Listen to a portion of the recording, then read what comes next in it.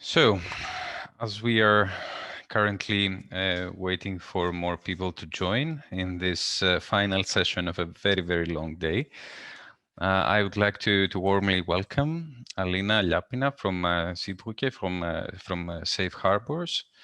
She will lead this session. She will facilitate this session. Then we will. She will introduce her work at Safe Harbours, and for roughly 15 to 20 minutes. Then we will break into rooms that will be facilitated by inter alia colleagues. And then we shall wrap it up. We will report back to the group and do a final wrap up. Nothing more from my side. Alina, the floor is yours. Thank you for being here. Thank you. Can I please share my screen? Because right now I'm unable to do that. Nikos? It will take just 1 minute and I will share it for you. Great. Now. Could you do it now? Yeah, perfect. Right. Thanks. Okay, let me see. This stupid thing. Yeah, great. Okay. Hi, everyone. Thank you for inviting me. Let me see the time. Okay, great. It's going to be more than 20 minutes than 15. I'm Alina. Nikos, thanks for the invitation. I'm one of the co-founders of the movement Seebrücke, and just kind of building on the previous panel where we established that learning and sharing is basically essential for working with cities. I will give a short input for about 20 minutes, just to give you guys food for thought, so to speak. And then we'll have a brief round of questions, 10 minutes. So please save your questions for afterwards. Do not write them in the chat because things get lost in the chat pretty quickly. And then for 1 hour, you will have a digital world cafe where you can exchange your ideas and experiences. And after that, wrapping up a short presentation of what you discussed in the World Cafe. So, okay, let's go. What is the Seebrücke? In a nutshell, Seebrücke is a grassroots movement. In English, it is translated as Sea Bridge. That was founded in summer 2018, and with the goal to advocate for safe routes to Europe. Summer 2018 was a time when there was a standoff in the central Mediterranean surrounding the rescue ship Aquarius from MSF. And this is how the Seebrücke was born, in the streets, when activists and people basically built on a momentum, trying to kind of capitalize on the outcry in the population.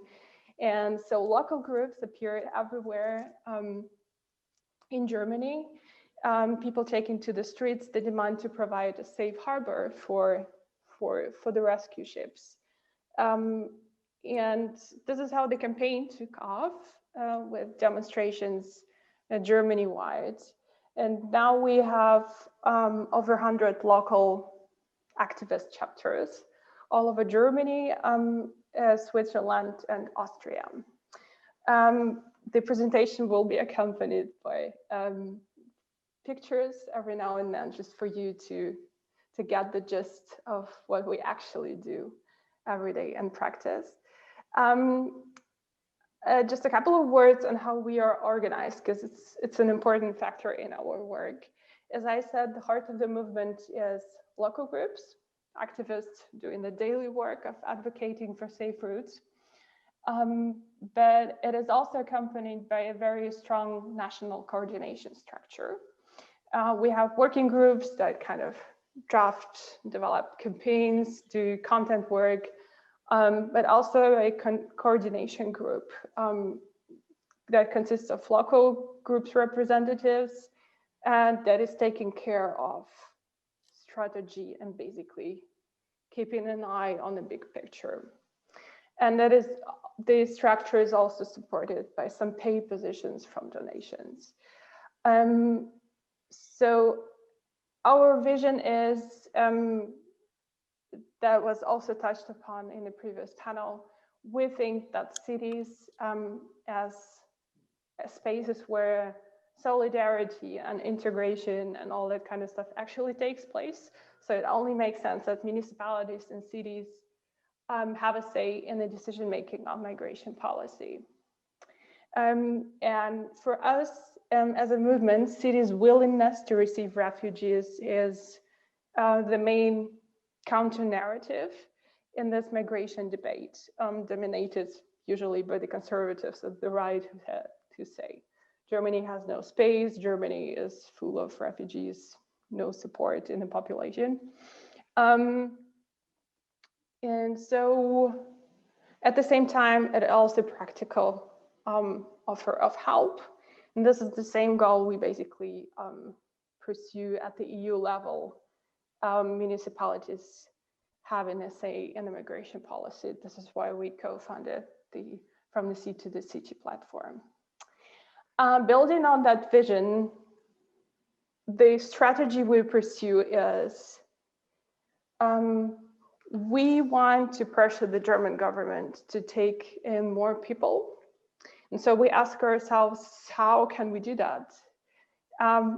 We think that in order to pressure the government, we need to change the debate on migration in the country. They only listen to us when we're loud, and we make clear what we want. And in order to change the narrative on migration, we combine kind of direct action, mass mobilization in the streets, with very targeted advocacy efforts at local levels and now at regional levels. I will get to the advocacy part later in a couple of minutes. And yeah, it is important to stress that we are not a humanitarian NGO like our friends from Sea-Watch. We really try to influence the public discourse.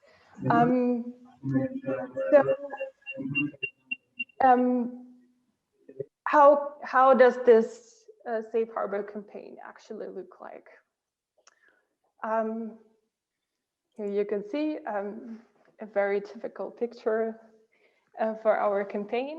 It all starts with local groups that put forward very specific demands addressed to the municipalities in Germany and pressure local authorities to fulfill them. Right.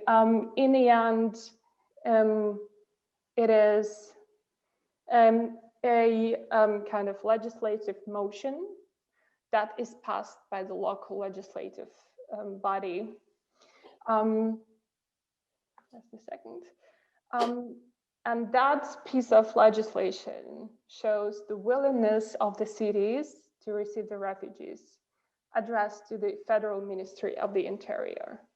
And here it is important to note that only the federal government decides on migration policy in Germany and who they will take in, who will they evacuate from camps and who not.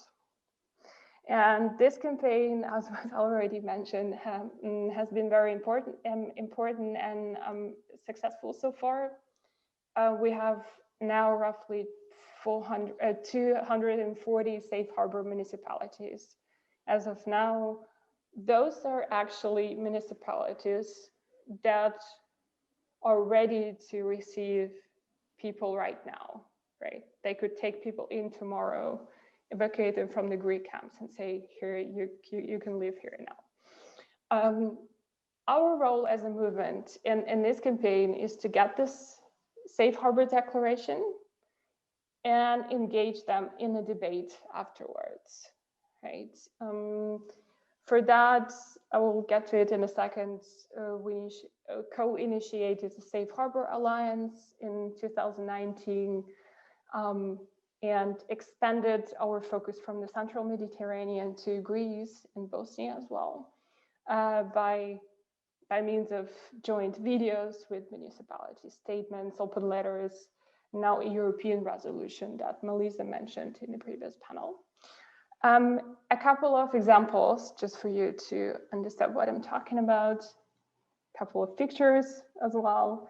A nice example is our Leave No One Behind campaign. In that campaign, we hooked up with some municipalities and compiled a series of video statements from mayors or city representatives where they say they support our demands to evacuate all Greek camps immediately to Germany. Unfortunately, we don't have time to watch this, but if you click on the link, and I hope you receive this presentation per email, you can have a look at it. Another good example is our recent action, which has been the most successful, media successful action so far. It's called 13,000 chairs and as a symbol for 13,000 people stranded on Greek islands that we put in front of the German parliament. It has been so successful exactly because we picked the right moment, the right place, and the right time. It was the first day of the German parliament after the summer vacation, and every single member of parliament had to go past our installation in order to get to the parliament. And that compelled a lot of politicians to either just ignore us and which wouldn't be a very good signal in front of the press, or participate in the action. There you can see a tweet of the leader of the Social Democratic Party tweeting from our action, as well as one of the leaders of the party as well, signing off our commitments that we put exactly for those people. In order to sign off of it, I will do whatever is necessary to help relocate people from the Greek camps to Germany. And this is the pictures we used later to push them to get active on the evacuation. And yeah, of course, this action was also supported by cities, by Safe Harbour cities. This is how it looked like from the very beginning. Yeah, just a brief note that, again, as you see, we really tried to shape the debate on migration. For example, we monitor the situation, the arguments on migration debate in Germany, and try to single out what we can address as an issue. For example, we found out there is a study that actually shows that Germany is the country in the EU with the single largest relocation reception capacity. And so we use this in every action possible, in every interview, in every public appearance of our movement to say, we have space. That's bullshit that Germany doesn't have space. And we made everyone repeat it. Okay, now I'm proceeding to the second part of the second pillar of our work, which is advocacy work.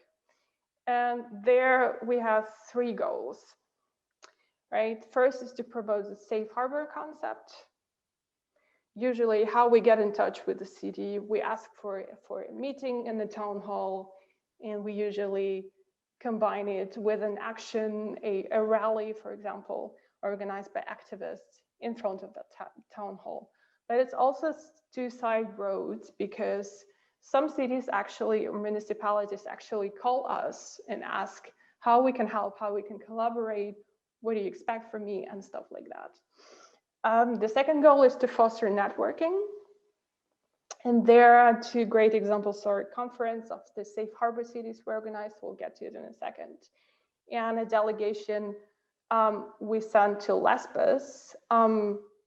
The delegation consisted of us, Seebrücke, two mayors, and a representative of the Protestant Church to kind of show a united front against Germany's migration policy. And here you can see Mike Schubert, who is the mayor of Potsdam, tweeting from Moria back then how horrible the conditions are. And the third goal of our advocacy work is to lead the discussion. And then we try not only to react, but come up with ideas with which we can actively push for changes. Yeah, here is a couple of pictures from the Safe Harbour conference we organized in 2019. And you see the mayor of Berlin tweeting from our conference and supporting the demands of Seebrücke, which was reported on by a lot of media back then. And during that conference, 12 cities actually got together to launch an alliance of safe harbor cities to pursue a more active migration policy at municipal level. And as I said, we try to lead the debate where possible. For example, as I said, right now we have over 200 safe harbors, but cities cannot actually bring people to Germany. Oh, someone's being loud, okay. So we ask ourselves, what's next? Where we can increase our efforts, where we can double down our pressure to actually bring people here to Germany. And we realized, okay, the 16 federal states can actually do that, right? Because Germany is a federal state and federal states have a lot more power than municipalities. So we started working with federal states for regional reception programs. We found a legal loophole in the legislation, which is in Article 23 of the Residence Act that says that federal states can launch reception programs for humanitarian grounds, but that needs to, they need to reach an understanding with the German Interior Ministry. Because, and also in practice, of course, it requires a cooperation with the Interior Ministry, but also Federal Office for Migration for practical implementation. That did not scare us off. And so now we achieved 3 reception programs in 3 federal states where central left coalitions are in power. There's a Berlin, Thuringia, and Bremen. You see the numbers of the contingent they are willing to reallocate to Germany. All those 3 reception programs are for now blocked by the Minister of Interior, Seehofer, under, yeah, basically on national security grounds. And we also, by drafting these reception programs, we facilitated a working group between those 3 federal states. That resulted in this lawsuit that was also mentioned in the previous panel. Now Berlin basically suing the federal government for blocking them, for preventing them from taking the humanitarian responsibility seriously. And we found out that in January 2021, so last month, they actually filed a lawsuit. So this is happening for real. And yeah, one of the results, of course, is a recent meeting of the Chancellor Merkel with municipalities, where she just scolded them for being too vocal on migration issues, and that sends a wrong signal to European authorities in other European countries. And she does not want that, so we perceive that as a success, definitely. Yeah, and as an outlook, all depends on the federal elections in September this year in terms of how we proceed from there, strategy-wise. I will stop there because we're running out of time, but right now is the time for your questions.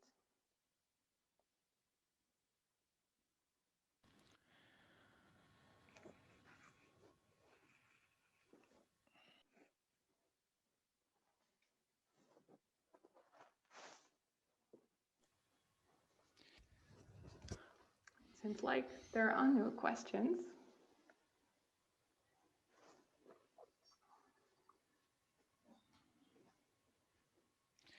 Alina, Yes? maybe it would be useful if we could once again, since we are going to be discussing later on issues of the strategy, if in bullet points you could just once again raise the main points that will be later discussed. Oh yeah.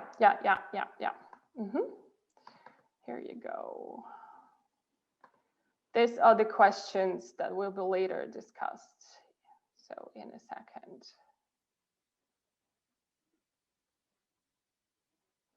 And yeah, so the questions, we thought it would be great to for you to discuss in groups, really to get very practical about it. Is first,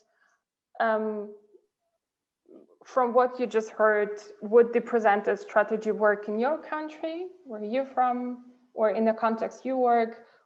Which of the things that I presented or just talked about could be implemented in your context? The second question, we thought it would be great to discuss what are the limitations of this approach, right? And it's obvious that it will not work in every context. What would be difficult to implement? The third question is, after you identify those challenges, what can work instead, right? Really think about alternative ideas and solutions, and maybe share, this would be the place for you to share other successful experiences you know about or you were involved in. And the third question would be, or in the third round, try to really come up with some more or less concrete proposals for how to increase the role of cities in your national context. And I will also share the link maybe just for you to have these questions as well.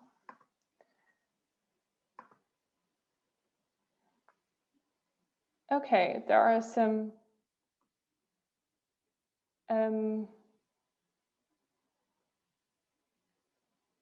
okay, there is the first question from Nina. How do we get Dutch municipalities part of the Seebrücke coalition?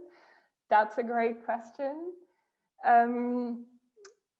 I think there is, or I know for sure that there is a similar campaign and in the Netherlands called Coalition of Willing Cities. And I think it's very similar to what we've been trying to do in Germany. And I think that the right strategy would be to build on the already existing campaigns and networks you have, and to analyze the situation, what's going on well, what maybe can be or needs to be improved, and work on that. That would be my go-to answer. Baraka, I'm sorry, I don't know how to pronounce your name, but you raised your hand. Please go ahead. Yeah, I would just go back to the question that Nikos also posed. So I guess it was, like, I have a question. I tried to take some notes about the strategy that you mentioned. And just let me say a couple of keywords I put down, but I wanted to make sure I understood it correctly, what your strategy is.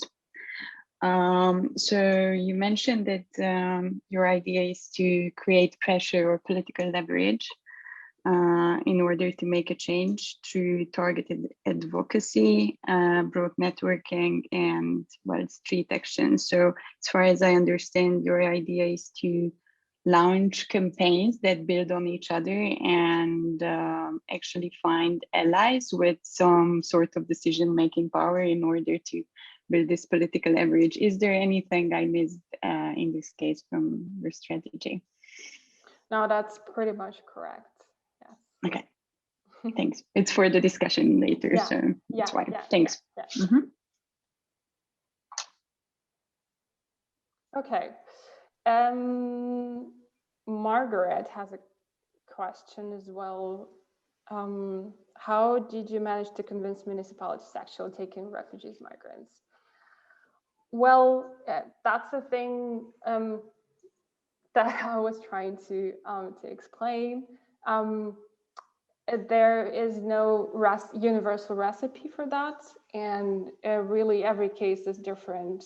The key for us as a movement is the local group in every respective city that does everything, that does this combination of mass mobilization, organizing demonstrations, organizing rallies, organizing public discussions on that topic, how we can make our city a safe harbor, hooking up like with working with different networks in the city, right?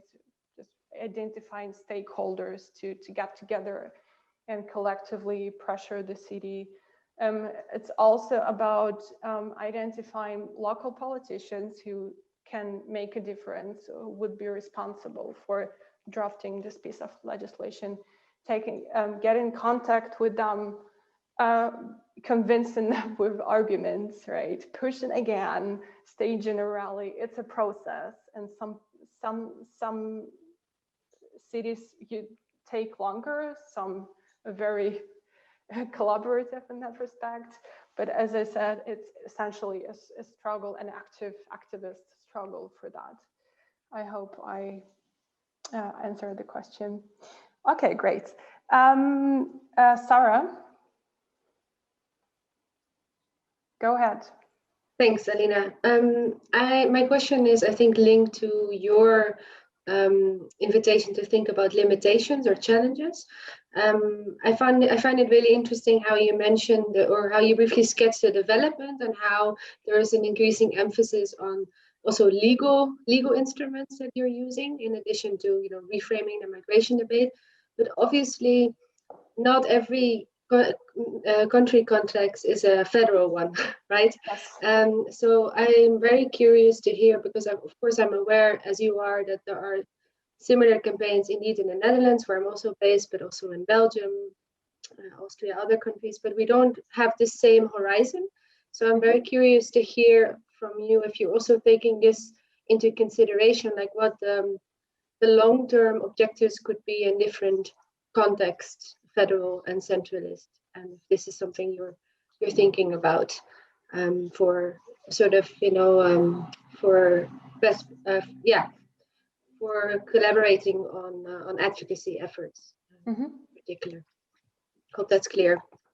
Yeah, this is not something I gave much thought to as part of Seebrücke, the German movement, how to behave, or how I would construct this strategy in different national contexts. But I think this is precisely why we're having this workshop, to exchange perspective and to really think about the limitations, the challenges, and how you can bypass those challenges, right?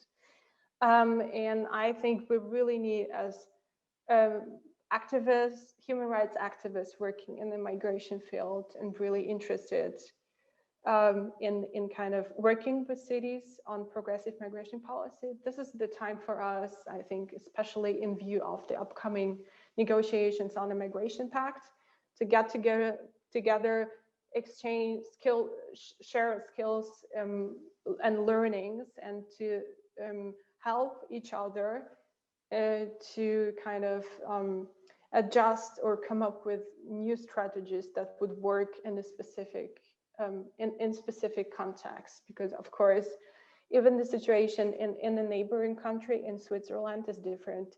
Just because they actually can launch a referendum on this issue, something that is basically impossible in Germany. That would make a whole lot of a difference, but it's not even an option here. So I'm very well aware of the challenges issue, and I hope at least that this workshop today will be a start for a longer conversation. Okay, I hope I answered the question, Grace. Great. In view of time, I think we need to switch to the group work. And we'll do just a brief clarification from the organizing side. We will divide in 3 groups. In each one of them, there will be one facilitator and one note keeper of inter alias group.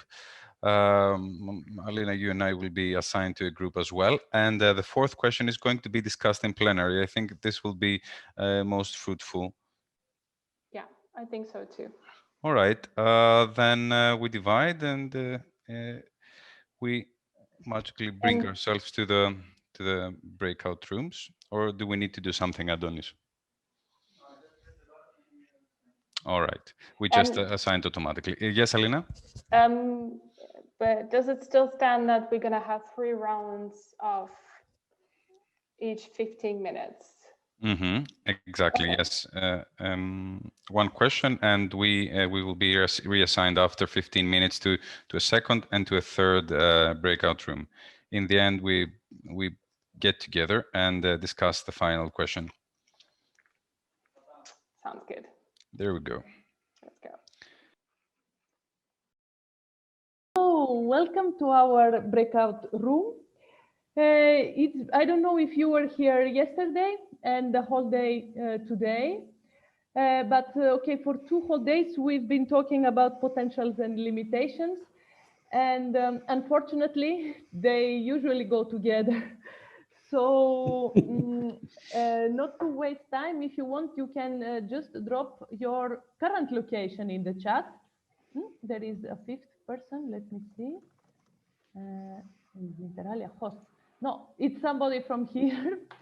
All right, so you can just drop your location in the chat to have an idea, because the question we're going to talk about is, would the present strategy work in your country? As we are on, so as the topic of the whole conference is subnational solutions, I would like to switch a little bit and to ask, would the present strategy, what we heard from Alina, would work in your city, first of all? Because work or not in your country, we still discuss the local level. In order to make it more specific, I think we can specify and discuss the potentials for the present strategy, for the presented strategy within your city. We are both with the Margarita in Athens, and I think it will be very interesting to discuss and to compare the cities of Vienna, Utrecht, and Athens. So who wants to start?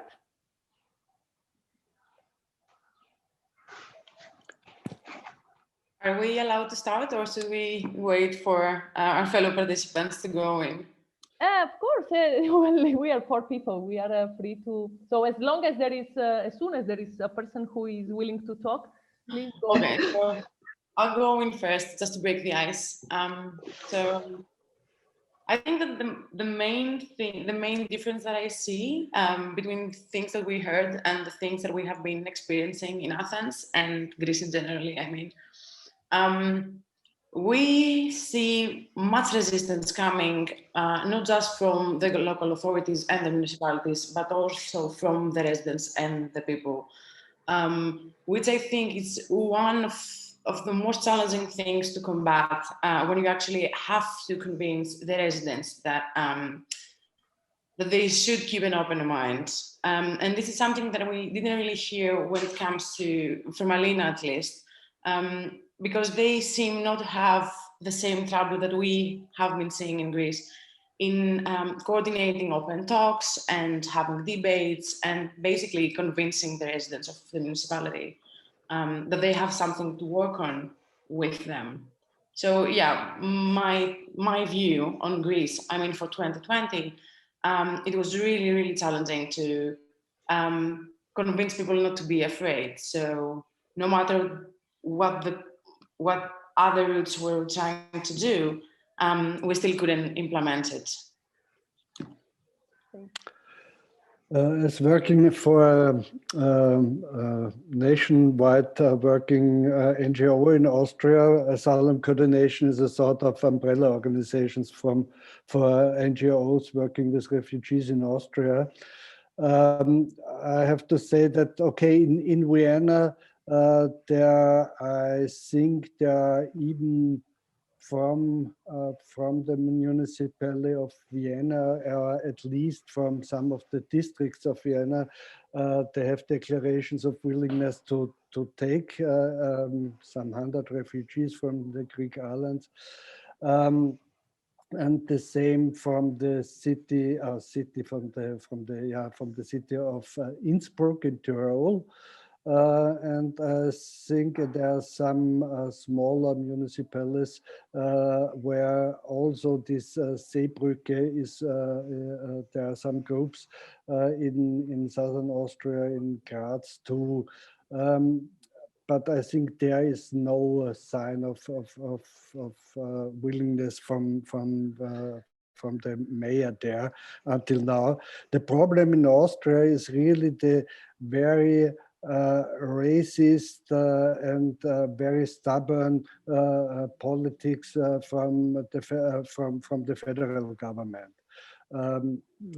That's also, we have a green, they have a green coalition partner, but the problem is that the Greens, they are allowed to do something, you know, in climate politics, but the migration policy, that's and the racist positions they took in the election campaign last year, 2019.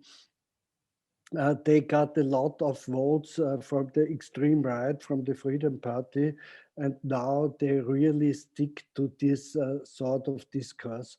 And it's very hard to change it. What we try to change is to focus on the old parts of this People's Party who are not that racist, and they are more rooted in Christian social thoughts, and especially in Western Austria, in Tyrol and Vorarlberg. And we try focuses on these groups and people who are close to the Catholic Church and to the Protestant Church to change something within the People's Party.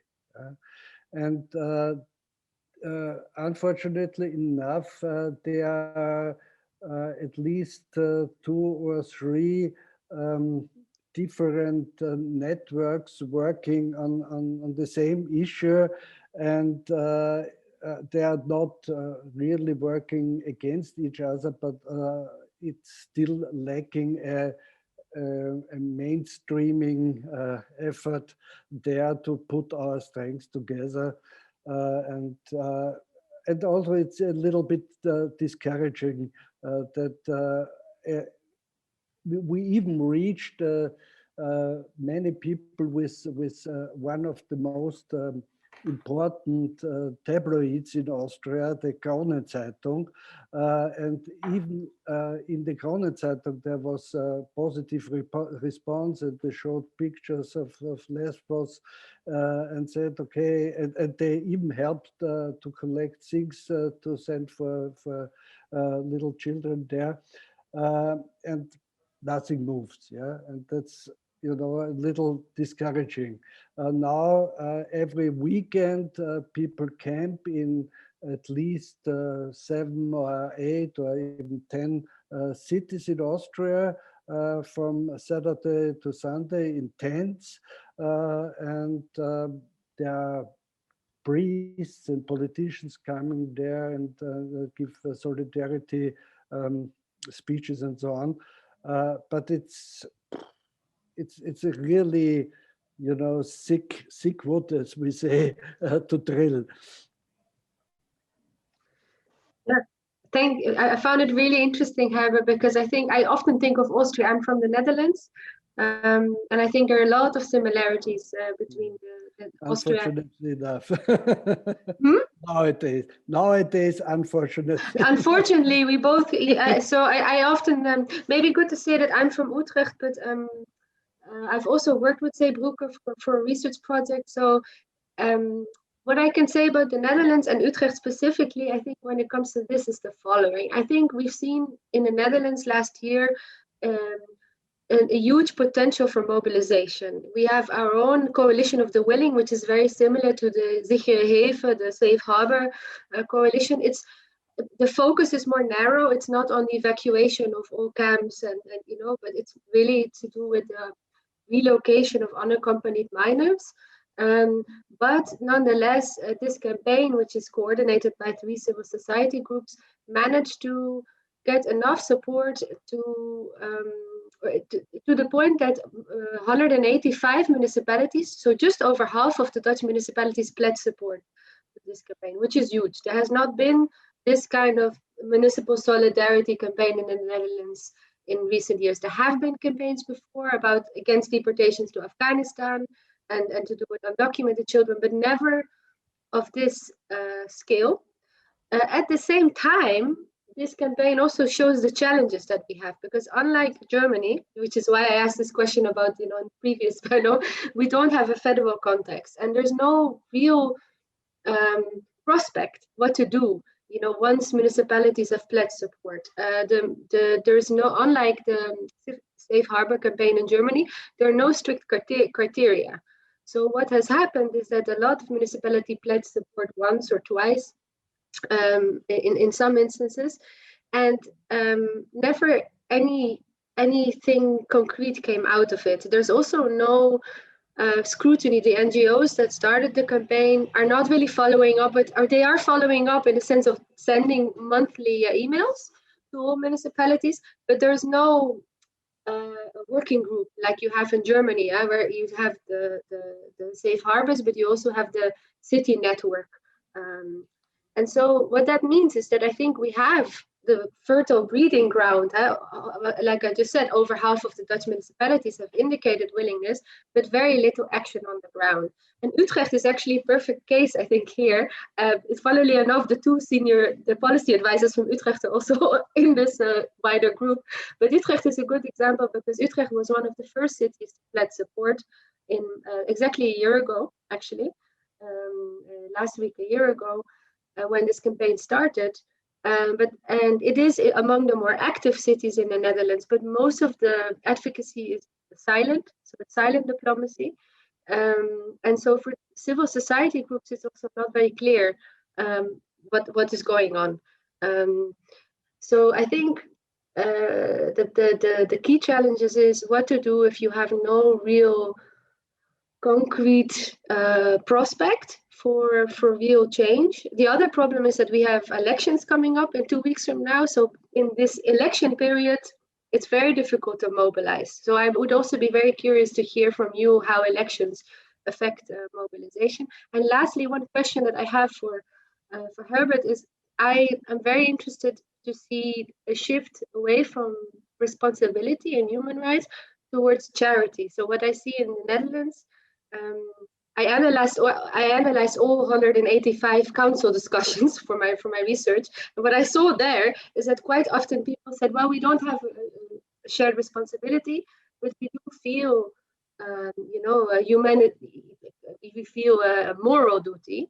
And so in some cases they also said, okay, we can, for instance, collect money and find other ways of support. And if I'm not mistaken, I think in Vienna too, the city council is now putting more emphasis on financial aid and not necessarily on shared responsibility. So that's one challenge that I see as well, that we are shifting the focus away from responsibility towards humanitarianism and charity. You're really good informed. Hmm? You're good informed about what's happening in Vienna, because you're right. They sent I don't know 300,000 euro to support some NGOs in Greece. And the problem is that nobody knows who really works with which allies in Greece. There was this Caritas, they collected more than 1 million euro with not having anybody in to co-work. So sure, that's a problem, but I think it's the discourse in the more liberal and open media, and it didn't shift to charity. It's still we are talking about responsibility. Okay. That's where, and even the clergy people, the priests and the bishops. Yeah, we had a declaration of the bishops' conference, which was really a big thing that we never succeeded before to get a declaration from all the bishops. There was only one or two who were more or less progressive Catholics, but now the whole bishops' conference gave a declaration, and it's always everybody is talking about responsibility, because everybody knows that the government say, okay, we help on the Greece islands, we send containers, we send money, and all the organizations working in this campaign say, okay, that's not what we want. We want that at least some 100 people should come to Austria. There is, okay, mostly it's demanded that unaccompanied minors or families should come, but that's also challenged because we are aware of that it should be, or our aim is to lead the discourse to demands to take some, I don't know, 2,000 people and also young men from Afghanistan or somewhere else, and not only nice little children. And young girls. Maybe one more thing about the Netherlands, because I think that's maybe good to know for you, is that after more than half of the Dutch municipalities pledged support, there was pressure on our national government, which remains very restrictive. But the compromise that they reached is that 100 vulnerable people were to be relocated, but 50 unaccompanied minors and 50 families already with status. But those 100 people are deducted from the annual resettlement quota. Yeah, so that was the compromise. So actually, factually, not a single more person would reach the Netherlands, and so that is the kind of sad outcome of this huge mobilization that we had. It's called the Dutch Moria deal. So I think that way the Netherlands offers some insights into the challenges that that mobilization is not always accompanied by a consistent emphasis on responsibility. I'm glad to hear that in Austria is still the case. And I think one thing I'm really curious about to hear from other countries or people who have closely worked also within this, with city actors, is how to really what are the best practical mechanisms and structures to maintain and sustain like this cooperation between civil society and city actors in the long run. So what are ways in which you can not only have these moments of solidarity declarations and support, but really, yeah, have like a system of reporting, if you like, on the progress of the pledges. So I'm really curious to hear also from all of you, if you have ideas about that, because it's a big question that I have in terms of strategies. Well, thank you very much both for keeping it realistic and sharing this. Unfortunately, it's more or less the same.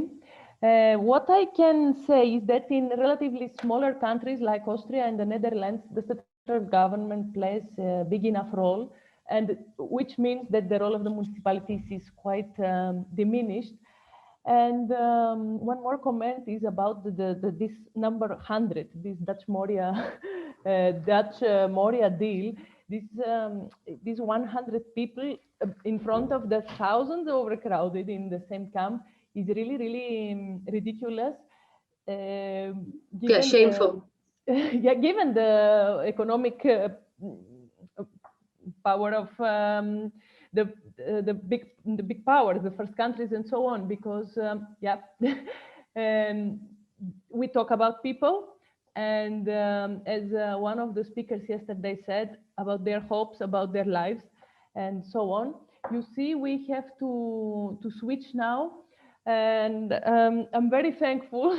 And we'll meet again. So we stay here with Margarita. We expect inputs on the second question, and then we meet once again in plenary all together, exactly to share and to see how is it going in all the countries and cities represented at the moment. Thank you. Okay, thank you. See ya.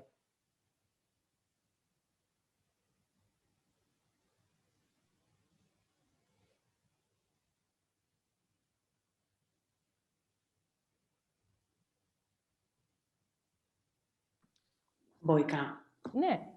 Να σου στείλω τα notes για να τα έχεις μετά. Καλά. Κρατάς λίγο. Hello, Jan. Welcome. I'm gonna put in another one. Yes. This is the trick of these 45 minutes. Oh. We are, so now we are moving to the second question with new participants. Oh, okay. So no we'll, as soon as we are done. Hello, Alina. Yeah. In the previous group, we were done. So we're 4 again. I can briefly share with you what happened in our group previously, so we can move to the next question. So we had the representatives from Greece. What other countries are represented? Austria. Right. I'm not in favor of the nation-state model, but I am from Greece. But the question, I can only speak. I'm from Greece. From we work in Greece. We are in Athens. Yeah, no, just to know what kind of political structures we can represent. Or talk about. We, myself and Amerisa, we are part of Inter Alia, which is the organization behind the conference. And the Inter Alia works in Greece, but also throughout Europe and across also beyond Europe. Don't organize themselves into a network of cities welcoming migrants the same way. Solutions actually haven't been found, and there were more questions than others, but there was some ideas that maybe there are interests behind these that are not actually the same, or focuses in people's life. So this was the first round, and then the second would be, what do you think that what are the limitations of the approach that we have just heard? What would be difficult to implement from what Seebrücke and the German cities implemented and German movement implemented? Well, with us, it's the national government that's really a problem. We have national elections on March 17, and much will depend on them. If the right-wing parties have like a kind of landslide victory, it will be difficult. However, if the social green parties better their position significantly, they are all very keen on finding solutions for migration and asylum. We might get a case, and we have some 140 cities in our country willing to take in people from the island, Greece. However, the national government is blocking this. And so I'd be very interested in what Berlin is doing in suing the state, because my own municipality might be interested in something bold like that. We did legal procedures before in order to get families and children and rejected asylum seekers into care. So the idea that you try to get your case by legal procedures is something we've done before in my town. This is exactly what my interest as well, Nina, because I think here is where the real challenge lies, because as I understand it, Berlin's actions are very much to do with the specific opportunities that exist in this federal context, and Berlin as a city-state. And so that would exactly be part of the challenge or the challenges that I'm interested to think about, is how we can look at different long-term objectives. So beyond reframing the migration narratives and just building coalitions, and taking into consideration these different legal opportunities, if you like. Because in the Netherlands, indeed, we have more than half of the Dutch municipalities that in one way or another, very thinly, often pledge support. But I think part of the reason why this campaign has not been very successful getting real change is because there's no clear insight into what could be done also legally, or what are alternative strategies apart from shaming. So that would be a big question for me, like how, because the Netherlands is not alone in this, right? We're not the only centralist country that is currently witnessing a huge mobilization of municipalities. So that would be one limitation. One other thing question that I have, maybe Nina shares this because we're both from the Netherlands. One thing that strikes me about the Dutch campaign is that while now the majority of municipalities have pledged support, there's very little emphasis on responsibility. It's still very much about humanitarianism and about children. Sometimes even you see in municipalities that arguments like they are orphans, so there's no risk of family unification. So you really see that debates locally need not be focused on human rights or refugee rights. And so I'm really struck also by what Alina said about this focus on human rights and responsibility, because I think in our case, in the Netherlands, you have mobilization, but somehow we're losing this emphasis on human rights. Yes, and I think the Dutch are, of course, very mercenary, and they are an old colonial country, one of the worst. So the Dutch are always interested in the money argument. So if we can make it profitable to get people in who can fill deficits in the labor market, that might also be an approach, I think, because the populist parties, as Sarah said, they say, well, they will bring in the whole family, and they will live on welfare and not contribute to society. So if we could make arrangement with large hospitals or with big firms, that people coming in would have a job. There's also this community sponsoring idea, Sarah. And that, I think, why can't a city not be a community? It's now mostly churches that have people come over, and I think it's also like winning souls for your church, which is not really something we can help with as municipalities, because the division between state and religion. However, if we could get this community sponsoring transferred to, okay, the municipality is one huge community.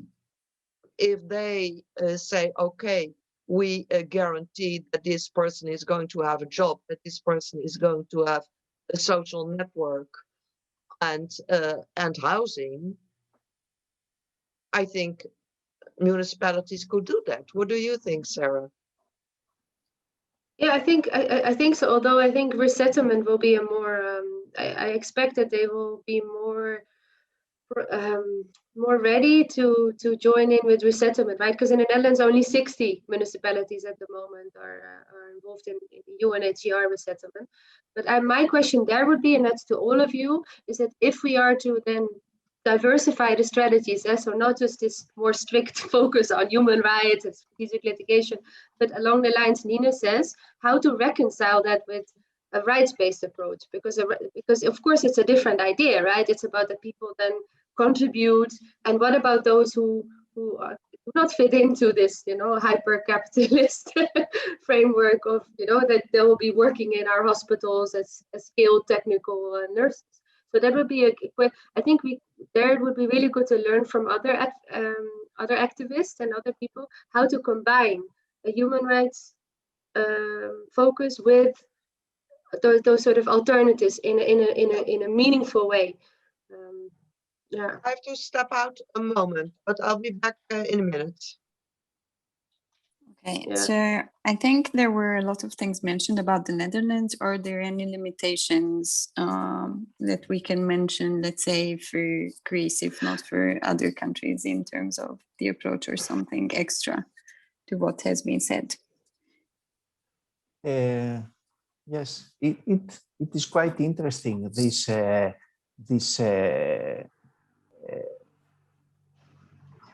argument that this will bring profit. There is something that could not. I mean, okay, I understand that might work for the Netherlands, but I don't think that even that could work for Greece, because when this argument comes on the table, there is an argument, and it says, like the rest of the European states, this is a society that is getting older and older.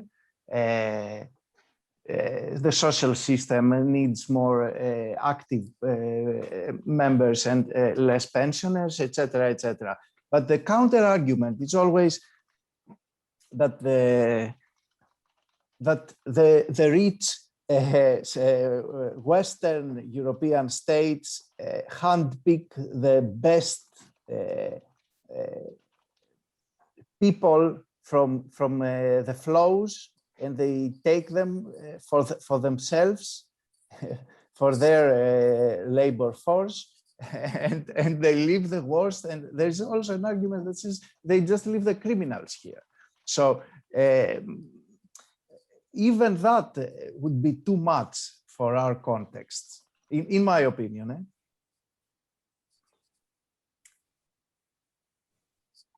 Okay, I think there was still something interesting said about the resources, and I noted down two things. I was trying to think about what Alina said about what they did, and well, she actually didn't mention any particular details about legal resources or funding that they are having to coordinate all this. But I understood that there is still from their side quite a great coordination to have these dialogues, to sit down representatives of these cities at the table and have dialogues about also legal action. So maybe this is something that it's very key.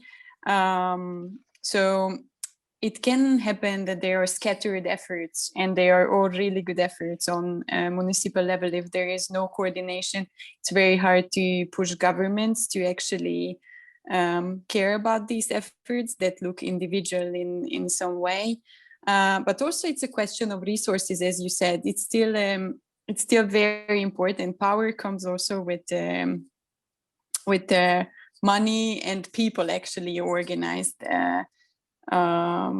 into a movement or into a campaign. So probably, I mean, can it be, this is a question also when it comes to the Netherlands, and I don't know how aware you are of the answer, but is it possible that there is a question of coordination among municipalities to push the government harder in this case? Or is it about also municipal resources not being enough, and then governments maybe not being pushed to give back, or which is actually the better thing to say, like, okay, this we have more of?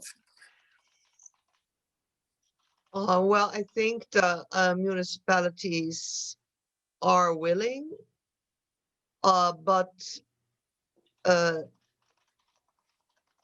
maybe after elections, nobody will come forward, because elections in 2 weeks' time, everybody is on edge.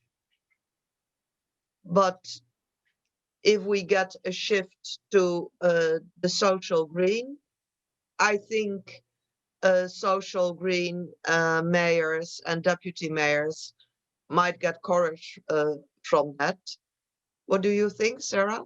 Yeah, this is again a big question that I have, because in Germany you have, of course, not only the Safe Harbour campaign, but also the city coalition that is chaired by the city of Potsdam, that has already been in existence for almost 2 years now, right? And I think this would be an important step also to create a sense of ownership at the level of municipality, that it's not just the civil societies that are sending updates, and I think that's a real, and I know that in the Netherlands the mayor of Nijmegen was in contact, right, with the deputy mayor of Amsterdam, and I know Utrecht is also part of a select group of 6 municipalities that is more active, but so far this hasn't led to a network.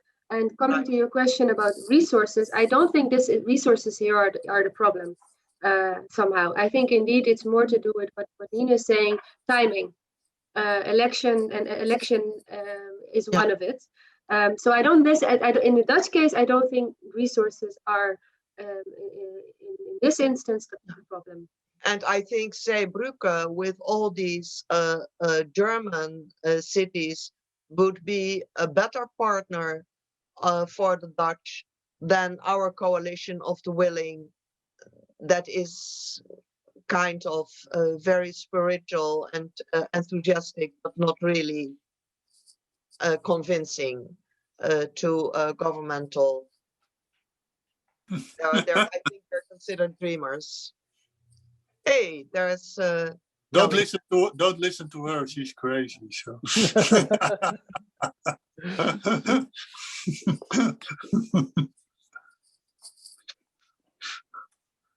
Hi there to the new group. Hello. Yes.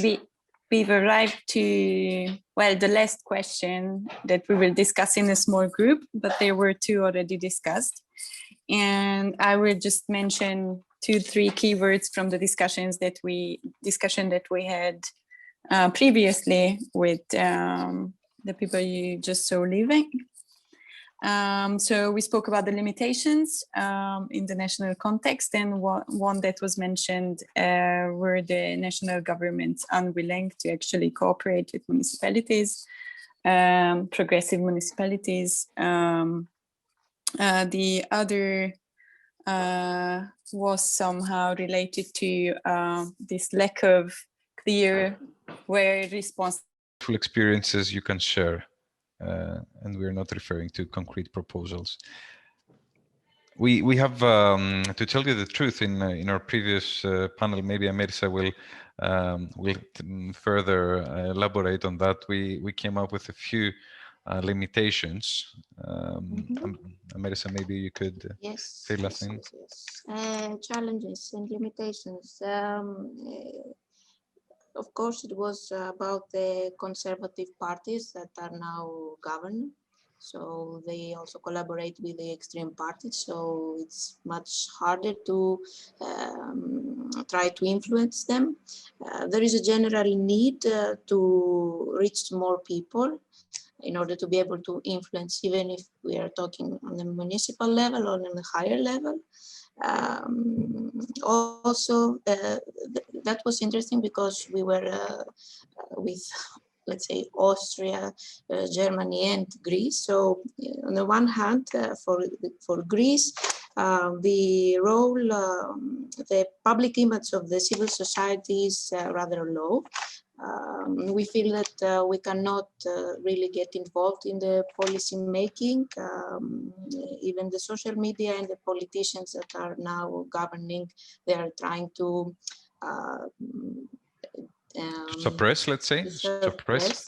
And this is actually something that we also feel it, and we continue feeling that we are beneath them. But it was interesting to see that it is not happening in Austria, at least. But it is on the opposite. The NGOs have the floor to speak and and influence the policies. But again, the fact that on a national level we have the extreme parties is very difficult. There is this conflict. So yeah. I think yes, this sums it up pretty much. We also mentioned in the previous discussion that in Greece, in the case of Greece, there are no coalitions of organizations, and civil societies have not come up with, let's say, common programs, common agendas to go forward, common advocacy practices, and that they have no access to national media or nationwide media. And at the same time, they are being attacked. They're as part of the problem, as being part of the problem, with allegations of corruption, of even anyway, betrayal. How do you call this when you betray your country, or you're a spy for spying? You know, the traitor. So yes, there is the problem of the public discourse that is demonizing NGOs, and the problem that NGOs to a large extent internalize this criticism. But do you actually have, we're talking about Greece right now, right? Are there any left-leaning parties in the federal government? We don't have, it's not a federation. Greece is a quite centralized state, and also region and municipalities, they don't have too many competences. But the right, we have a right-wing party that is has the absolute majority in the parliament. So they have an autonomous, I forget the phrase in political science, but they have an autonomous government. Yeah, and the left used to be the government before that, the coalition of radical left. They lost election. Well, they did pretty well in the national elections. So they had 32% of the popular vote, which is really high, considering that they, except from the migrant question, that that came with a great cost on their public image, also with voting a memorandum of understanding with creditors of Greece, that also was really politically costly. So all things considered, they have retained a lot of their power, but still, due to the system, we have a single party government and very little power sharing, because the executive has all the powers and all the roles collected, let's say, in its hands in a few governments. But still, sorry, Syriza is pretty much still in the public or in the political landscape, right? It's not that they No, they are pretty active. They are the major opposition party. They have an institutional role and so on. However, there is a very deep issue of democratic governance, which is the gaining of all the powers in the executive branch, the legislative playing very little role. The same with local governance and administration. So the problem is, yes, in parliament there are a lot of seats from the left and from people with more progressive discourses, but at the same time there is a lot of concentration of power.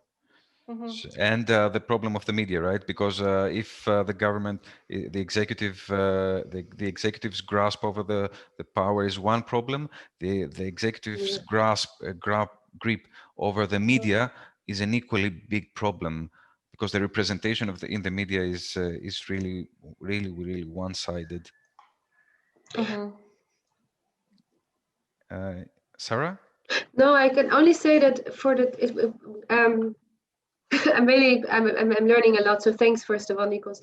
Now, one thing I was coming back to the point about sort of solutions, right? One thing that I can tell you that was really important in the Dutch context is that at some point a few months ago, I arranged a meeting with the Dutch coordinators of the Coalition of the Willing and scholars who were working on Greece. Just to give them, because these NGOs, they sent a monthly update to all Dutch municipalities to to keep this, to sustain this mobilization. But often they are lacking detailed information on the ground. So our own government, of course, made a memorandum of understanding with Greece. And I think most people are in one way or another familiar with the fact that the Dutch government is really not seeing it itself as sharing any responsibility, but only expertise and money.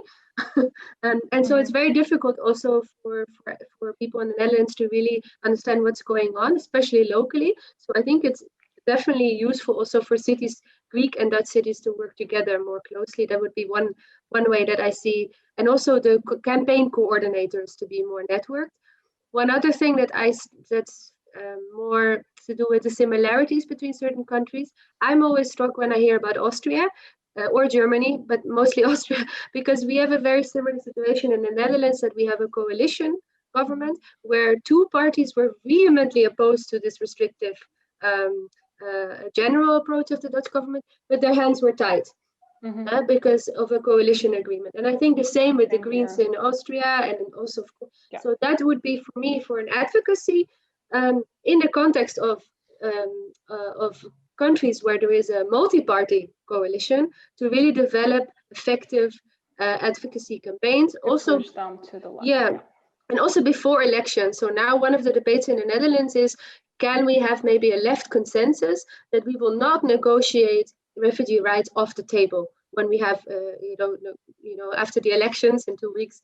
So I think these are all sort of things to really take into consideration, sort of the specific opportunities, whether they're legal in a federal context or whether they're political in a multi-party setting.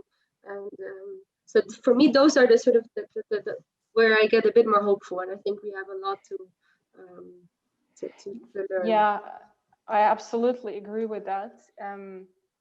And we have a similar situation in Germany, where social democrats always feeding us with tomorrows. Every time we talk to them, they say, I mean, if it was up to us, we would fulfill all your demands tomorrow. But we are in the coalition and we have a coalition agreement, so we cannot do that. And this, of course, is bullshit. And it all comes down to the amount of pressure the civil society is willing to put onto them. I think because 2 years ago, Social Democrats had no stance on this issue.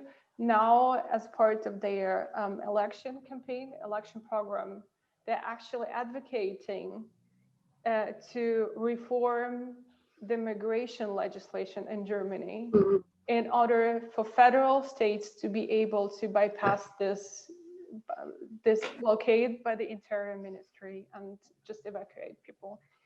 And I think maybe Yasha also could have an insight. We're discussing about alternatives, ideas, and solutions for advocacy and acting in favor of migrant rights. We had the presentation of Safe Harbors by Alina earlier, and we are looking into alternatives if there are any from your side. Although you are on the research side rather than on the advocacy, but. Yes, no, it's fascinating. I only joined a few minutes ago, and it was really good what I was hearing from Sarah, and it chimes very closely with the situation in other countries as well. I'm thinking of Spain, which in theory should have the government which is most well inclined towards migrants at the moment, but still, even over the last few years. And even in the Mediterranean context and the life-saving operations, the Spanish government wasn't really particularly helpful, and it did keep the fines so it was a bit upsetting. It was more upsetting in Italy, the fact that you had the Democratic Party kind of which tried to implement the instructions that were coming from the EU level in a moment when those instructions were particularly hard, and especially now after we'd seen where it could lead when we had the short period of the far-right government, really, with Salvini and with the Five-Star movement. Even then, even after that, probably they blame it on the Five-Star movement, and it's true that the Five-Star movement didn't want to change the situation because it would have been a criticism of what it had done in the previous governments. But at the same time, there's basic issues of principle and of human decency, like the fact that there's young Italians who are what they call the second generation migrants who were born and grew up in Italy. And even on that front, they weren't able to advance much. So that's important, and it's important for left-wing parties or center-left-wing parties or even center parties, even some center-right parties, if they maintained some sort of a liberal veneer, could be able to realize how much efforts, policy-making efforts, resources, human resources, and especially human ingeniousness is being deployed towards destructive purposes. And I think that's possibly the key. We're going to switch soon. Sorry to interrupt, Alina, maybe you have a final word. So you wanted to say something? No, I just think the party analysis is important, but I wouldn't spend too much time on that, because even in Italy, we know what a huge fuck up this Italian government is. Even in Italy, I would say part of the problem is also the left on the ground, the grassroots left, that are so divided, work on the same things, but do not talk to each other. And this is what we managed to overcome in Germany by really getting our forces together. And there's Seebrücke basically consists of political groups who previously worked in different contexts on same things, but we're not part of a. Okay, welcome back, everyone. I know it's never enough time. And I always get kicked out of the room, but that's fine. I hope you had some interesting discussions and exchanges nonetheless. So I think we still have 20 to 30 minutes right, Nikos?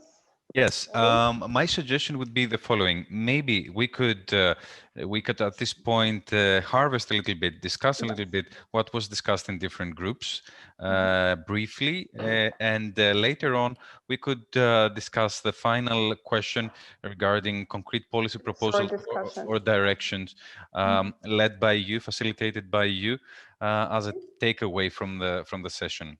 Yeah, sounds good. Which group would like to start? They'll probably talk to. Okay, Boika, I'm sorry, I'm trying to pronounce your name correctly. This is my name, thank you. So, I will not go through the discussions of the three different small sets, but I will point out the main points, of course, according to my notes, or in other words, according to me. So in the first moment, what we talked about was, of course, the differences in the cities represented in our discussion, but the role of the media, the differences of the different levels, the different margins, small countries, municipalities have vis-a-vis bigger countries as Germany, for example. And then the discussion about responsibility.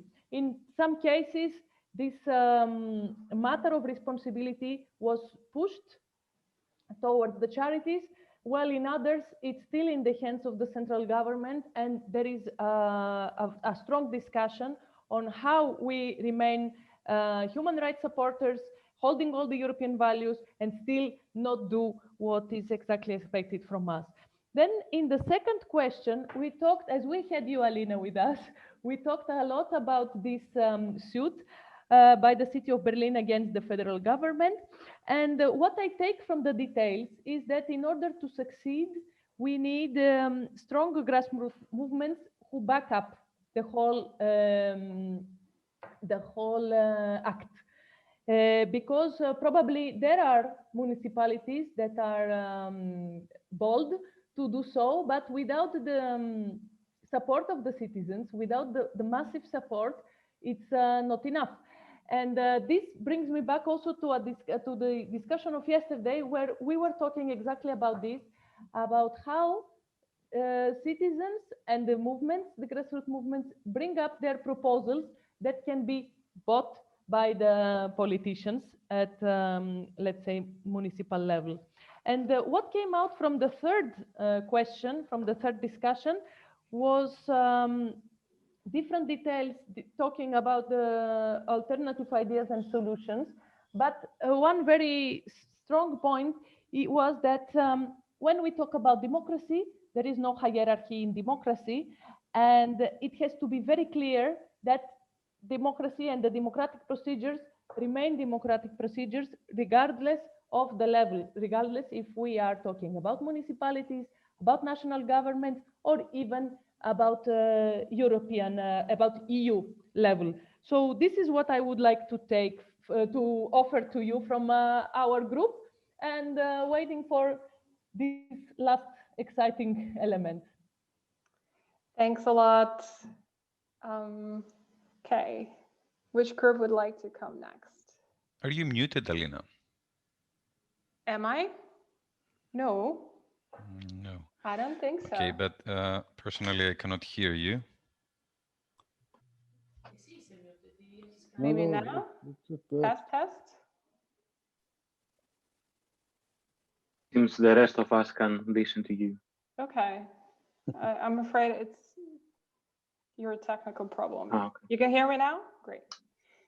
I would like to go next and sum up the discussions in your group.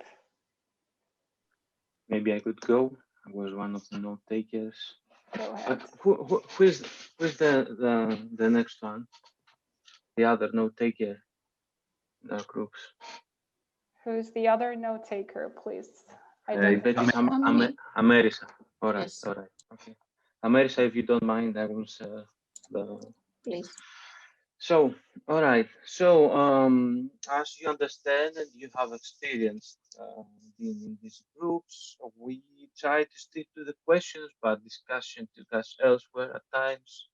So I will try to do a summary of what was, not a summary of what was said, but the most interesting points, let's say, that were raised. So regarding the first question, what could work from the presented strategy in the framework of each locality or of each country in general? The issue of well, in our group, we specifically talked about Greece and Germany, and the problem we saw was the matter of action, its scale, and if it scales up a bit, let's say talking about Athens, and especially during the earlier years of migration and refugee ships, there were quite active initiatives, but there was an issue of not scaling up. There were some thoughts that a solution could be to organize in a different way or to depart from the grassroots level and try to find someone to shift the narrative. For example, it was mentioned that if it was the Greek government or some other stakeholder could say, okay, we care about human rights, putting it in these terms, but we don't have the resources and the capacity to defend them, but maybe some other European country or a coalition of European countries with more resources could see this issue through. Now, regarding the second question, tracing the limits of the issue and the limitations in each place, the main point, the main takeaway with from the discussion we had was that different administrative organization of each country gives different opportunities and presents different limitations.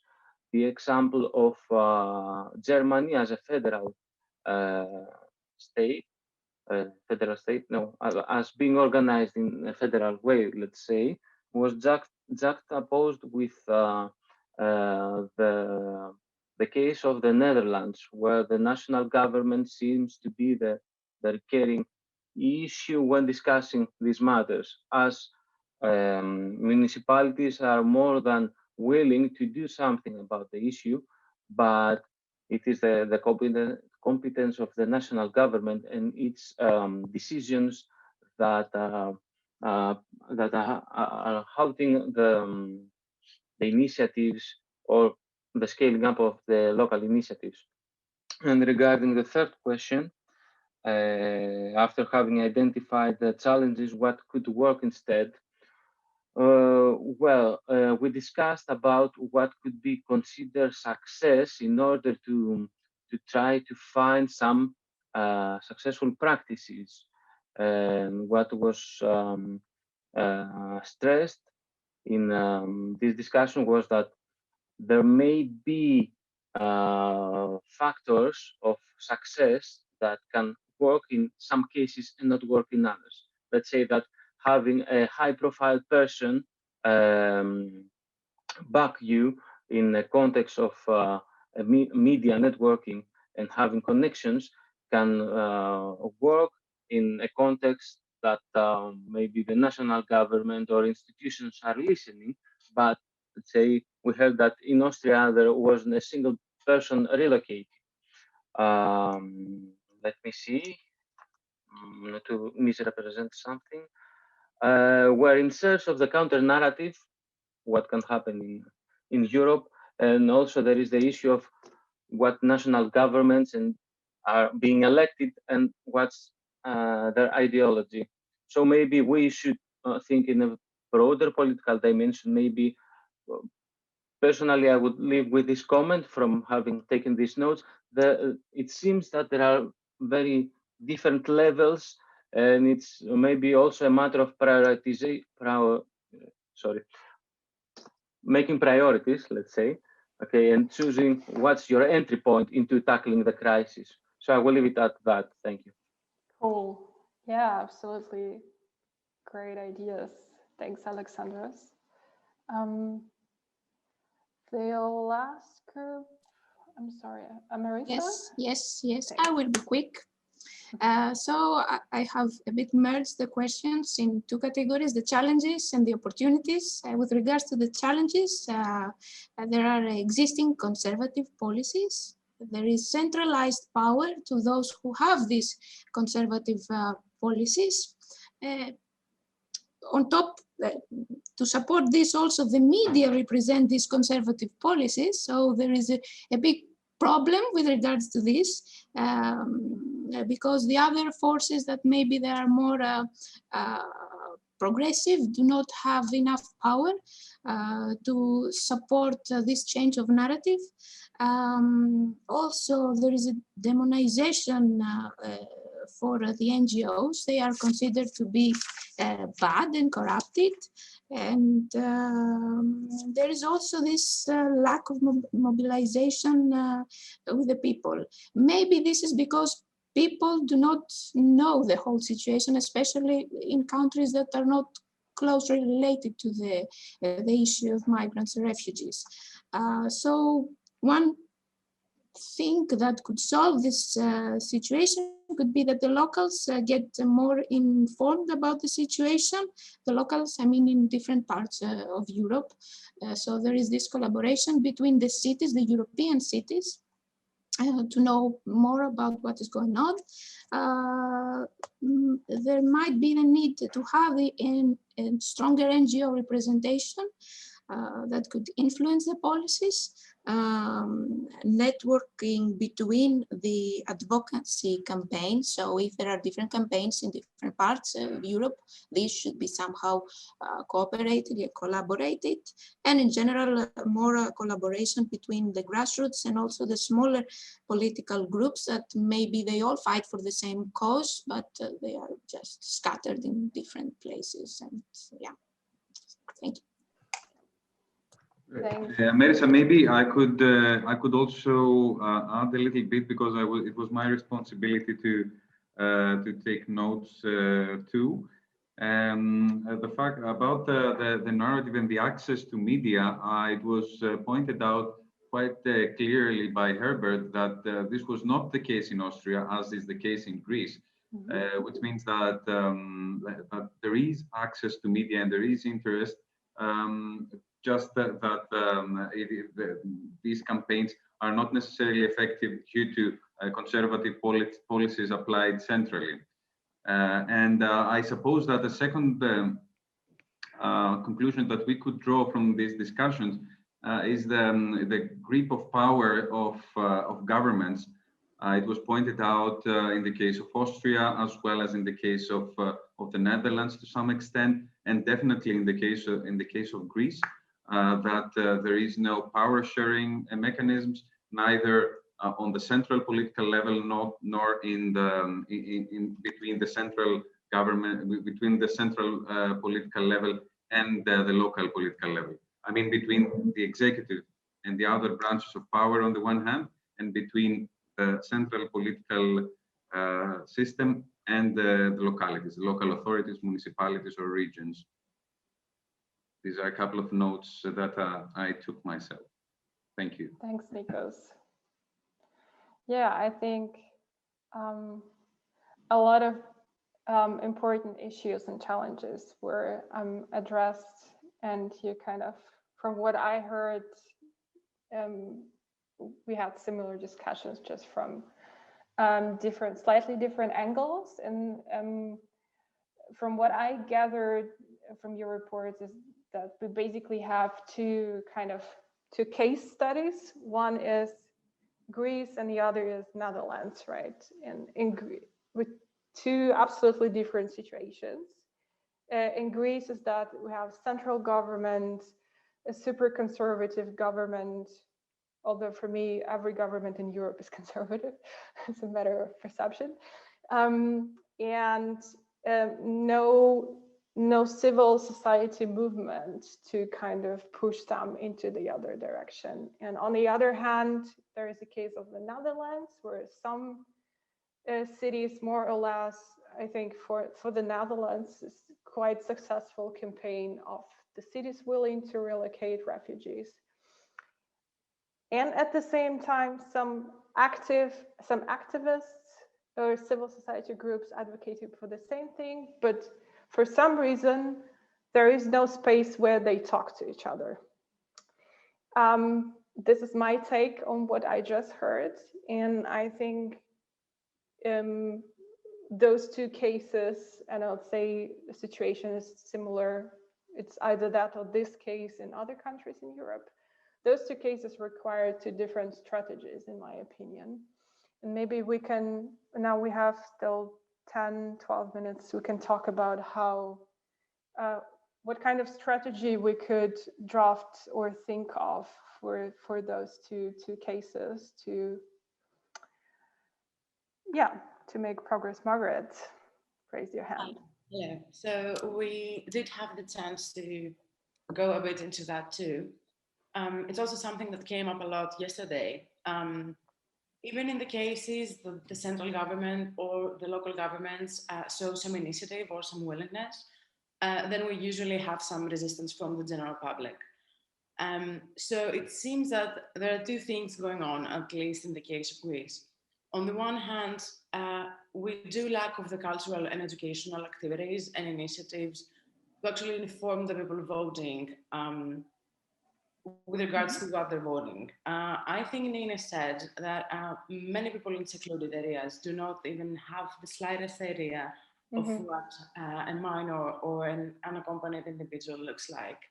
So in many cases, they do not really know what they're going for. And at the same time, we do have the paradox of the mismatch of needs and opportunities.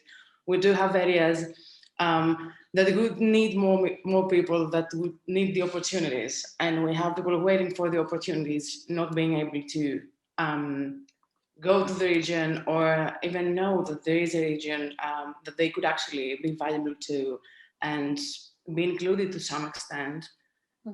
So yeah, for starters this, we need to have more educational activities with regards to what is going on. And at the same time, we need to better match the needs and opportunities on a regional level.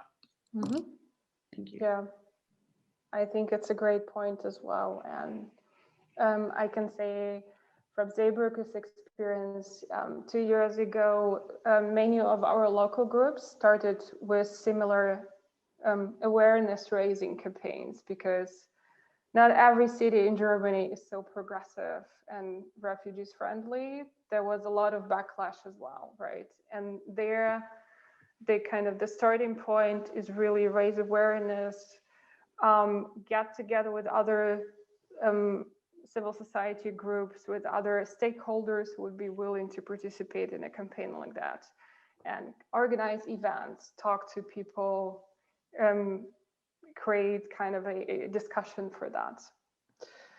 Nikos, go ahead. Right, I had a point, like a burning issue that I want to bring forward, and it is related to the capacity of organizations to organize themselves in terms of advocacy. Yep. I think that right now that we have a situation in the case of in Greece where organizations need to provide services, at the same time write projects to survive and be economically sustainable, at the same time do advocacy work, and at the same time build alliances. And I think this is impossible to do. Yeah, it is a juggling exercise, and in the end of the day, it is counterproductive for any potential. And I think it is on purpose. I don't think it is. I don't think it is by mistake or that it has been left out of policy by accident. It reflects a general idea about how NGO work should be, which is completely unrelated to the principles that drive real NGO work. And in the end of the day, it's incompatible to what we want to achieve. So we find ourselves in a limbo. But it's not a free market of complaints, and this was not the point I had actually an idea to raise, and this would be the exchange of practices between organizations on how to build representative instruments and the representative institutions for NGOs. Because right now, civil society in Greece employs a huge number of individuals, has a huge social work, but it's not represented. It's not represented in the public discourse. It doesn't have a seat in the table, and the reason is that we are not organized and we are not institutionally represented. I suppose that even on local level or regional level in Germany or in the Netherlands, there exist institutions that represent NGOs. How did you build them? How did you manage to build them, and how do they operate? I think this would be an important point to raise in order to be on the same page on what we want to achieve at the end of the day, essentially. Because if we want to compare in terms of campaigning a movement coming from a representative instrument with statutory demand representing 100 organizations, and on the other hand, we have a single organization employing, I don't know, 20 persons and juggling with 50 different things. You cannot expect comparable results. Yeah, thanks, Nikos. I'll just briefly address point, and then you can go, Baroka. Yeah, absolutely. I think it's a question of capacity as well as of the structure, how well the civil groups or NGOs are organized. And it is an issue that, for example, Seebrücke faced as well at the beginning. We had like local groups, already existing NGOs or just activist groups that were, apart from having a full-time job, they were also advocating for making the city a safe harbor, right?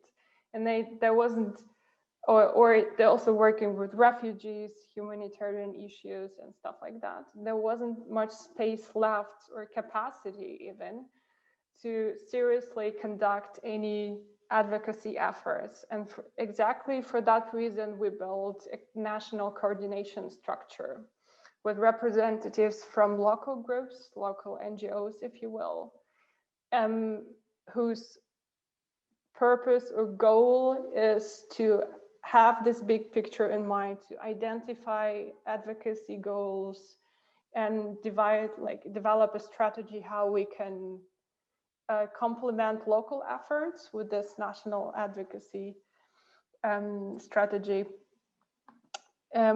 I could say more about it, but I will not because I'm a facilitator. Baroka, go ahead. Yeah, about what Nico said and the resources allocated, I think that while I know that you pointed out that we are discussing maybe some strategies for particular countries in other states, I believe that this happens also on individual level, and I actually think in all the states, like what personal resources are to be actually involved in any political action. And I do believe that after COVID or during COVID and like multiple other crises, most of the people actually cannot care about issues like this to actually support initiatives of similar kind, not to mention Eastern Europe that actually doesn't even come into discussions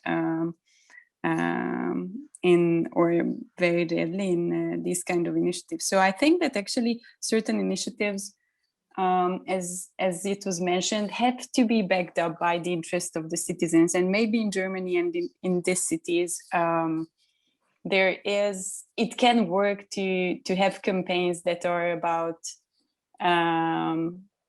well, revealing things behind immigration and the situation, while I think this would be totally futile in certain parts. But I think we also mentioned that it has to be something, I mean, we are speaking about structural problems where migration is only one slice, and it doesn't mean that people don't care about their own life, that they don't care about the money they receive after working and or the conditions of work or healthcare and so on. And I was thinking still, okay, what could work and what could be a linkage when I think about, I come from Romania, and actually Romania is a state of immigrants, but it's a state of immigrants living outside Romania. And actually, I mean, as much as obviously I can say it's still like a much more privileged group than immigrants coming from further away and with different rights being European Union country, it's still disadvantaged compared to local populations. But I do think that in this case, this is something like a linkage that actually their conditions outside, be that Italy, Germany, or others, if are improved by a particular policy, they would start also caring about immigration policy in different way. So what I wanted to say, and maybe, and this, it was Jan who also said, and now Nikos as well, maybe there is a greater vision than just focusing on immigration and related policies. So maybe on the left, there has to be something that it's a much greater vision to like tackle all these structural problems, campaign by campaign, and efforts and effort. And there is a very important thing that was mentioned several times, and I think this is coordination. So it's great that there are so many efforts, but like if these are not coordinated, actually nobody can build a good enough political leverage to get into the game with governments or the European Union, who are obviously on a different side currently. So yeah, I truly believe that what you said, yeah, it's all good, but it has to be something that it's a very, very strong organizing, the way you did in Germany. It has to be across topics and across well, all the levels, I feel. Cool, thanks. I think it's an interesting point that maybe for some countries it shouldn't be a sole focus on migration, right? In the end, it all comes down to a very specific, very convincing political pitch that would mobilize people, that would convince them to take a stance or take action in their country. We have 2 or 1 minute left. Nikos, I would like to have your advice on that. No, it's okay. I mean, okay. we should get the insights of Yasha and whoever else wants to contribute, Great. of course. That was my thought too. Okay, Yasha, go ahead, and then Alexandros. Yes. Boroka, could you, if you don't want to speak again, Put down your hand. Lower your hand, please.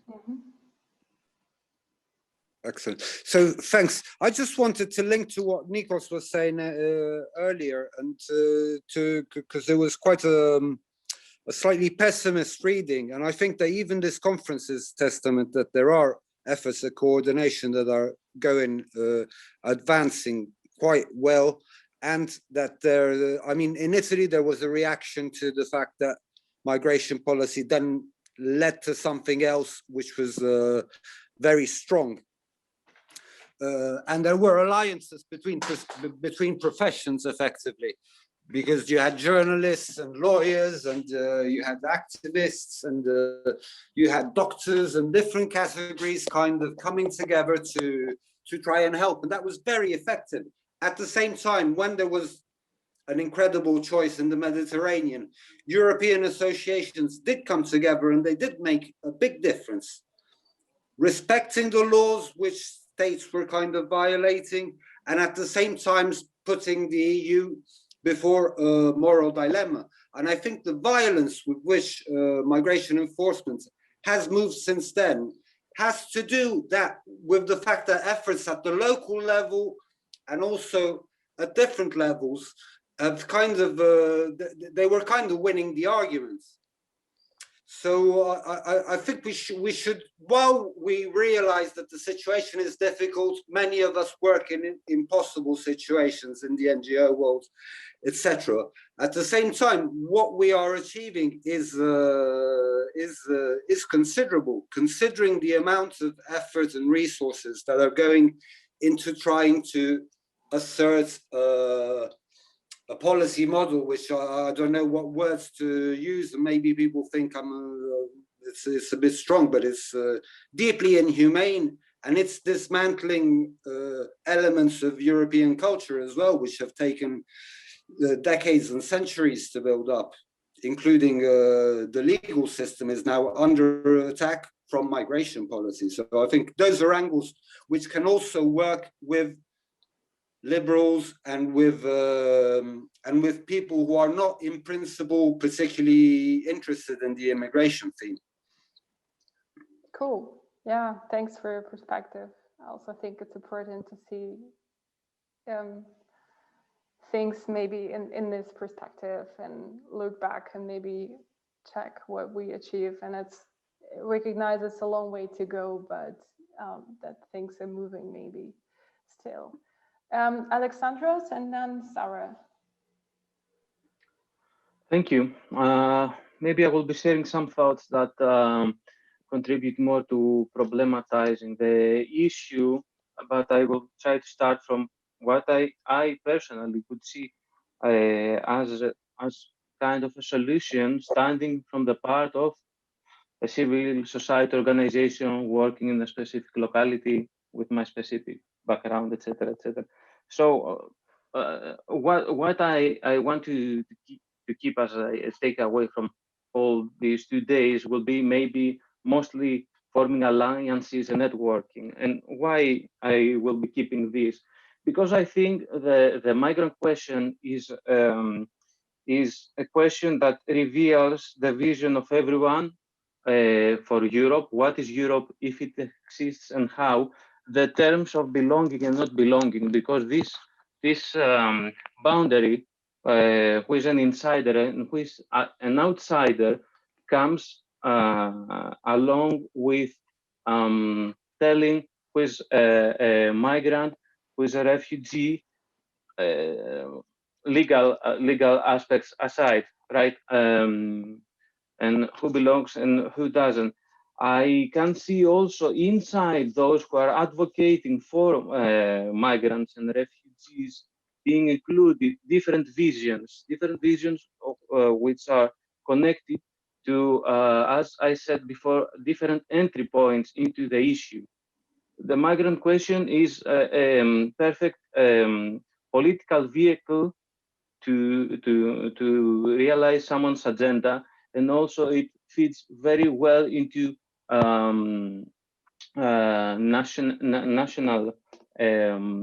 national policies and the narratives of national elections. We were discussing beforehand that maybe the timing is off, because now we're 2 weeks from a national election in the Netherlands, let's say, or I could see this very well happening in Greece as well.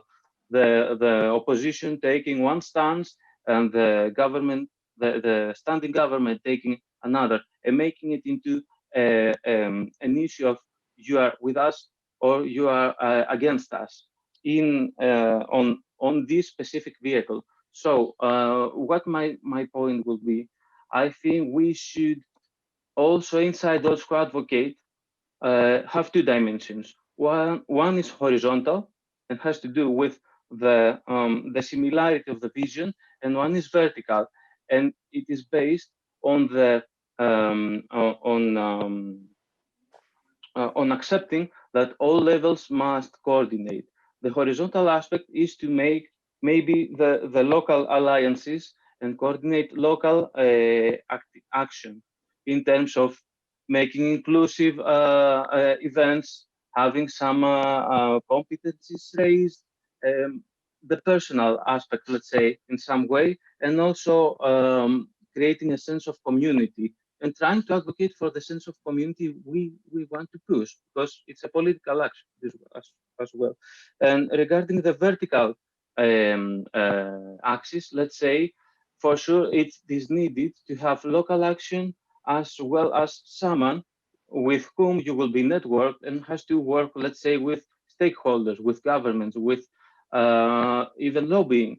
So I think that what Nikos was also saying, a structure and maybe a parallel to the administrative state structure, a structure that can provide cooperation and coordination and make out of things that already happening, make them more efficient in a way. So I will leave it at that. Sorry for talking so long. No, that was absolutely, I think it was insightful, and yeah, I would personally agree with that. Sarah, your turn. Yeah, so I think I'd like to just share a few questions and reflections on thinking about solutions if you already have mobilization, because I think if there's any the thing that is very clear for me about the Dutch context is that mobilization need not be accompanied by a consistent focus on rights and responsibilities, and it can be hollowed out in the long run. And I think there, what I would really be interested to think about or to hear more about is how other local campaigns, whether they are NGO initiated or now more increasingly also widely shared by city actors, how they can benefit from really specific insight into specific challenges and opportunities. And I'm thinking here, I think we just discussed a few, like for instance, what to focus advocacy efforts on and advocacy strategies. The differences between countries where there are coalition governments like the Netherlands and the Austria, where few parties are held hostage by coalition agreements. If we can learn, for instance, from the strategies in Germany and Austria and the Netherlands and vice versa. The same with centralist and federal, right? If we can think about, okay, are the legal instruments and the legal opportunities the same for all countries if we already have this mobilization? And how can we really meaningfully help each other identify those legal options? Another thing that came up, I think, and it's a really important thing, is how to think about not just rights and responsibilities, but also linking up with other developments, like an increasing emphasis, as Nina mentioned as well, on community-based sponsorship. And then if we are to do this, how can we ensure that this will not be co-opted? Like one thing I'm very interested in, for instance, you made it very clear that in the German context, one of the outcomes is currently humanitarian admission programs in 3 states. Now, one thing that I can imagine happening in the Netherlands too is that there will be this increasing mobilization will be transformed into a commitment to join UNHCR resettlement.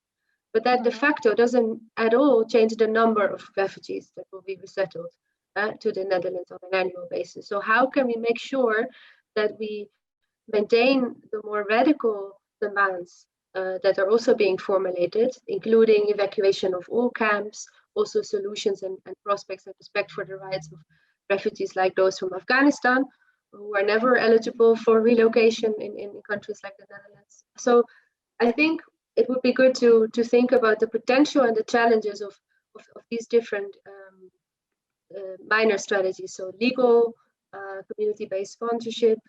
And one thing that I found that I really learned today is that I wasn't aware of access to media, that it's such a huge problem in, for instance, the Greek context. And I think there too, it's really important to think jointly about how we can help one another with networking campaigns and linking. So yeah, that's just a few reflections, but I really hope that that we can follow up and continue to learn from obviously more advanced insights that Seebrücke and others have. Yeah, cool. Thanks, Sarah. Yeah, due to lack of time, I think we can slowly wrap up and maybe just some final remarks from my side. I think today we only scratched the surface of the whole issue, and I think it's essential to continue working on it. And in my view, in order to address